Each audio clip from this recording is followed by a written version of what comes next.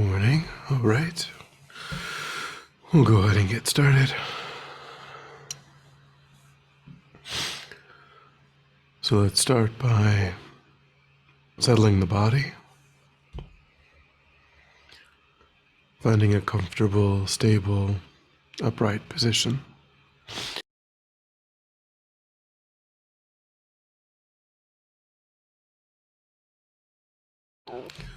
So we keep our feet flat and our back straight, torso open,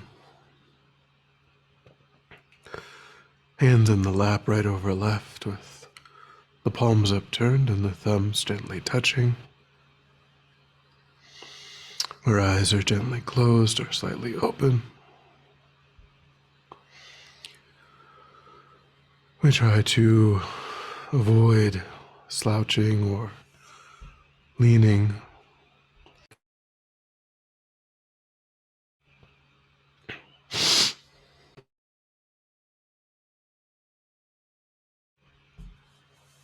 But we also try to let go of rigidity in the body.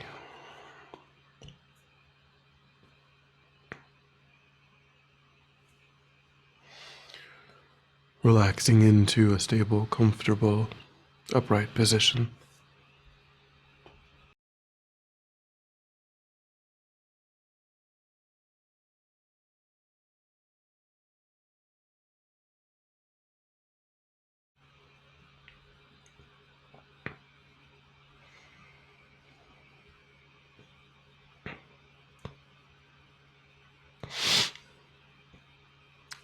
And then try to have a sense of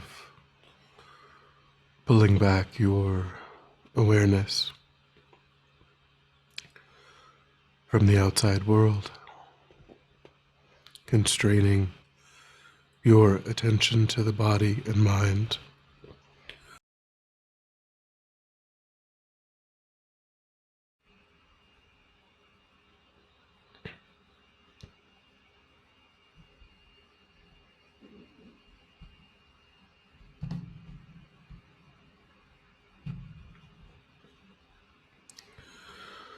Letting go too of thoughts of the past and plans for the future. Trying to concentrate your awareness in the present moment by attending closely to the physical sensation of the air moving into and back out of the tip of the nostrils.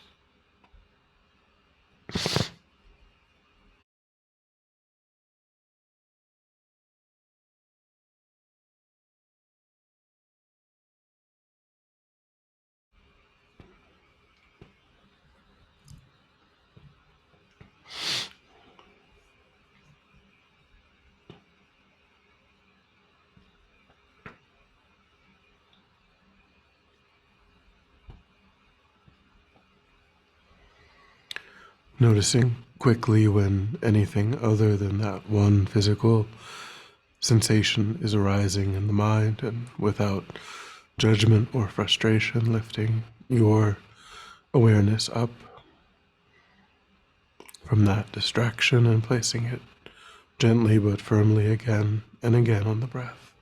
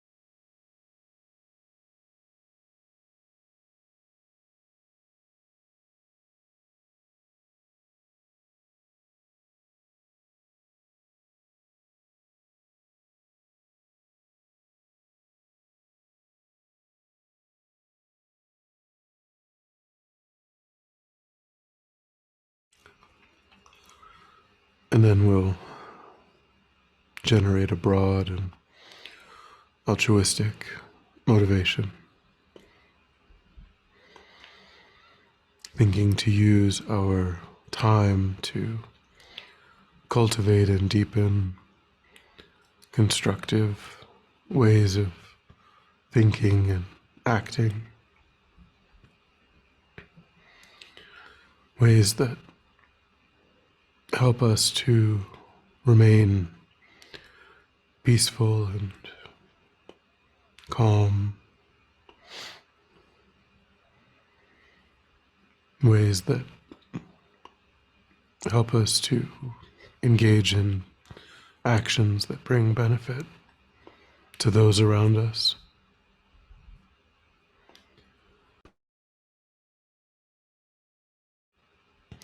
Reducing or eliminating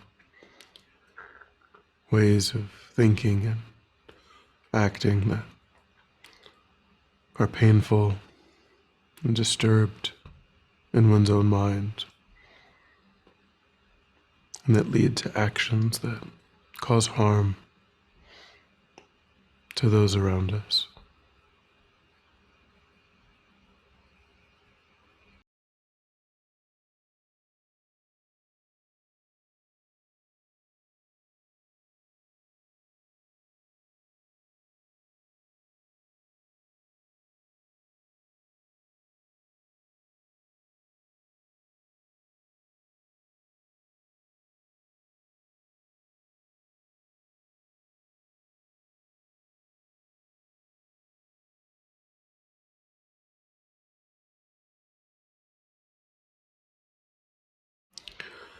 And we'll continue contemplating the root afflictions and their antidotes.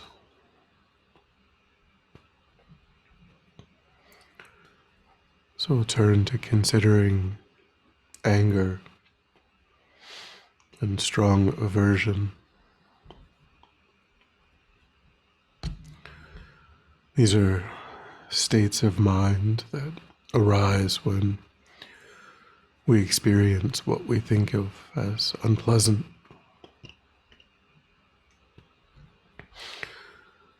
or when we're prevented from accomplishing what we would otherwise prefer.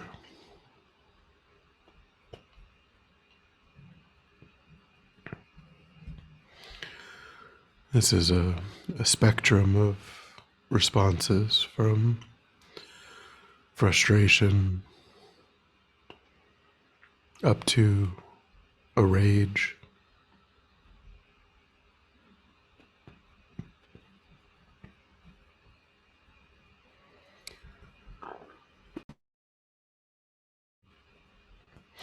And oftentimes we can identify some energy related to the wish to cause harm in response to harm.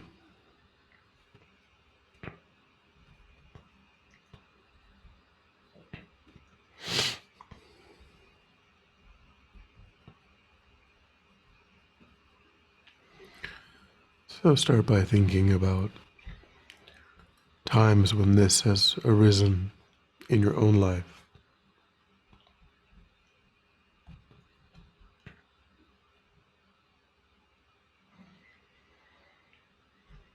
What kinds of patterns can you identify? What tends to trigger these mental states?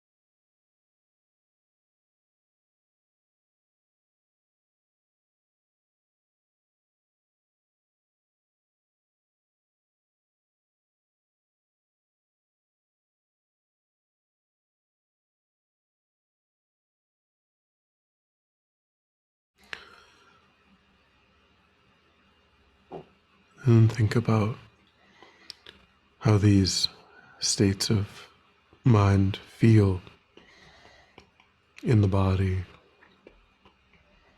in the mind,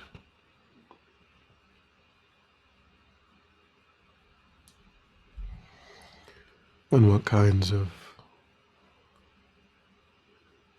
things do you say and do when these states of mind are dominant.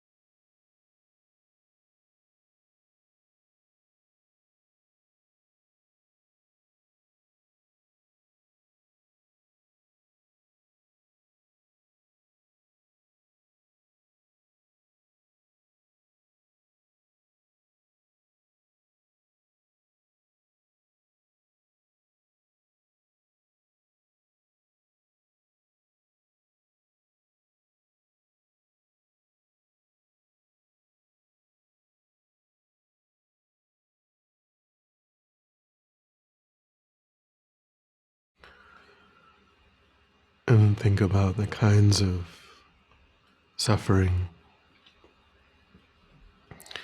that this mental state has caused for yourself and for those around you.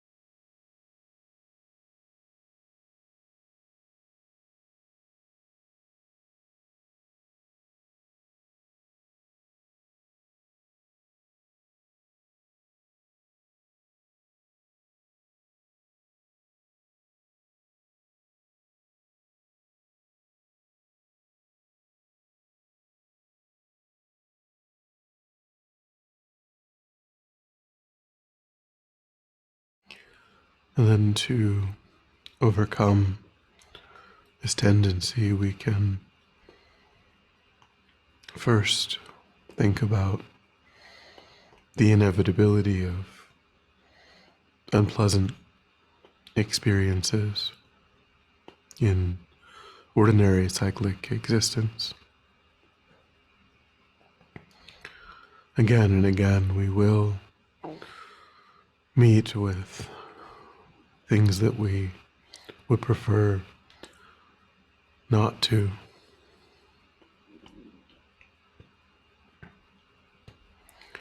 And responding with anger is just creating more causes for suffering.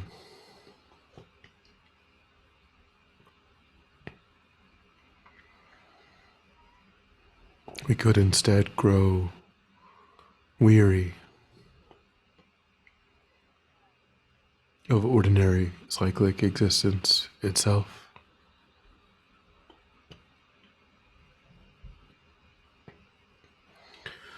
Using each of these experiences to deepen our resolve to achieve liberation.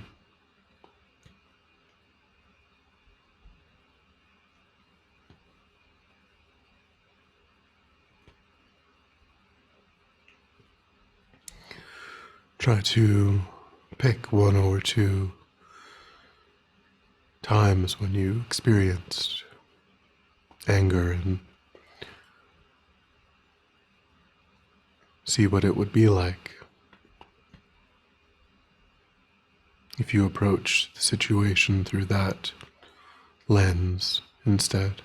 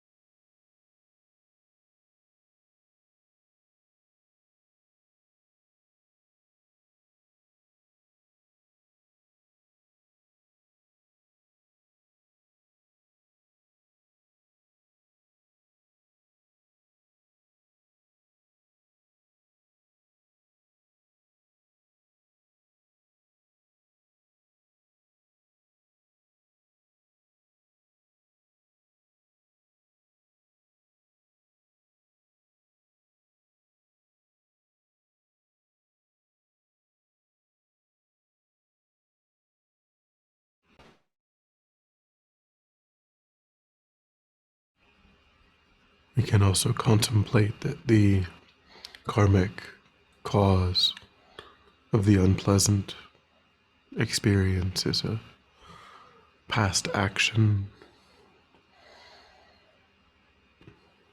of our own making, most likely in a previous life. So we can use the opportunity to improve our karma,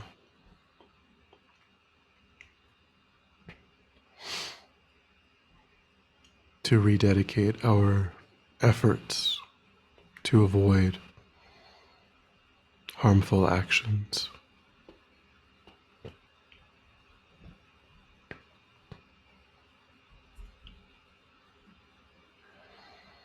Thinking that there's no cause outside of ourselves for this experience, and so directing anger outside of ourselves is also pointless. So if we're going to get fed up with something, it ought to be the delusions that created the negative karma in the past that gave rise to this experience.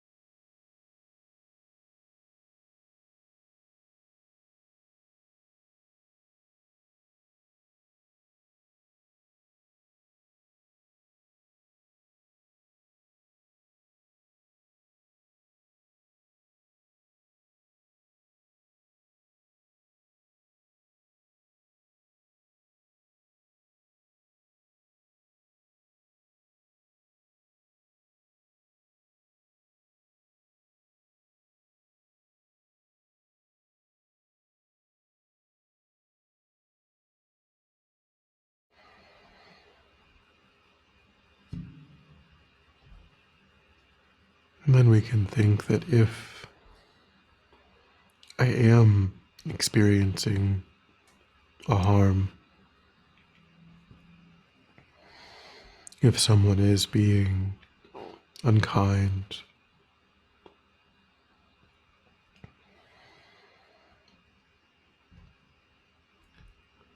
then we can see that person as an object of our compassion, recognizing that that destructive action is going to ripen as their own suffering.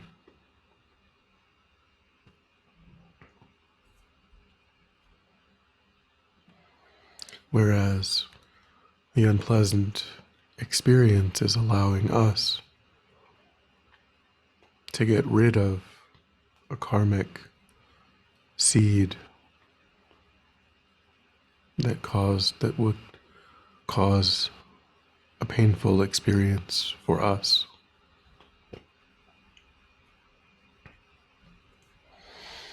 So our situation is improving and theirs is getting worse.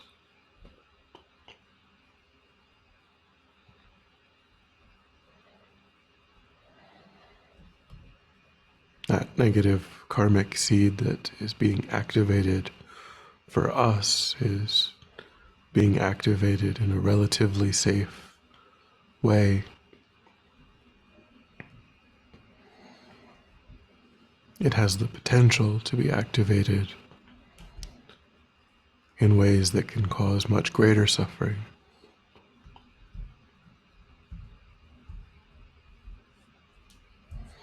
So we are quite fortunate,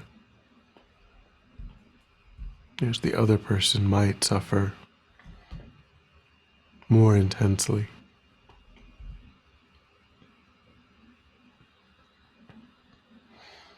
So again, see if you can replay an experience where now you take the other person as the object of your compassion.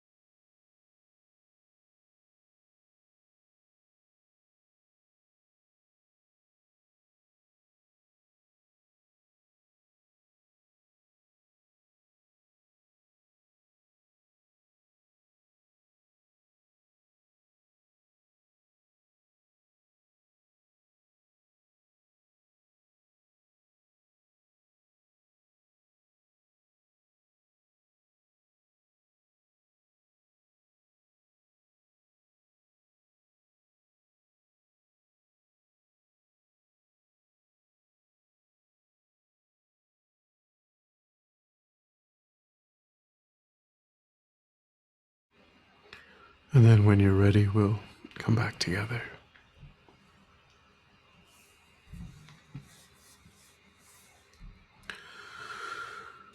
And we'll dedicate. So recollect your altruistic motivation and think that having contemplated in this way, you've actualized that motivation, created positive energy in the mind, which you now offer freely for the benefit of all sentient beings without exception. Thinking may it ripen in whatever way is truly beneficial for sentient beings. May it serve as a cause and condition to eliminate war and conflict, poverty, disease, natural disasters, famines. May it fully ripen the minds of sentient beings. May they quickly meet perfect teachers and arise in the state of full enlightenment. May I too achieve the state of enlightenment so that I might work perfectly for the benefit of sentient beings. May any obstacles facing the Guru's long life be completely dispelled. And may I and all sentient beings in this moment come under the joyful care and guidance of enlightened beings. May we be guided and protected until we swiftly achieve that state of enlightenment.